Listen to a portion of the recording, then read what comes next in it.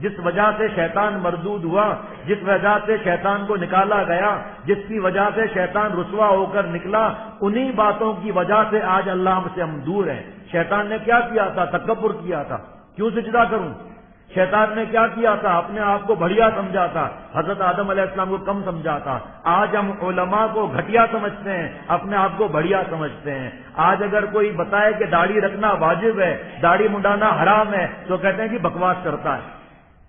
آج یہ تو مولویوں کی باتیں ہیں، ہم ملا ازم ختم کر کے رہیں گے، اور ملا ازم نہیں ہے، اسلام ازم ہے۔ اسلام کو ختم کرنے والے خود ختم ہو گئے، اسلام کو آج تک کوئی ختم نہیں کر سکا۔ عارف باللہ حضرت مولانا شاہ محمد اختر صاحب دامت برکاتہم فرماتے ہیں کہ جو گدھا آسمان پر تھوکتا ہے، اس کا تھوک اس کے منہ پر آ کر ہی گرتا ہے۔ بڑے بڑے چنگیز خان، ہلاکو خان آئے، لیکن اسلام کو ختم نہیں کر سکے۔ اسلام ختم ہونے کے لیے نہیں آیا ہے، ختم کرنے کے لیے آیا ہے۔ کس کو؟ غیر اللہ کو، اللہ کی نافرمانی کو ختم کرنے کے لیے اسلام آیا ہے۔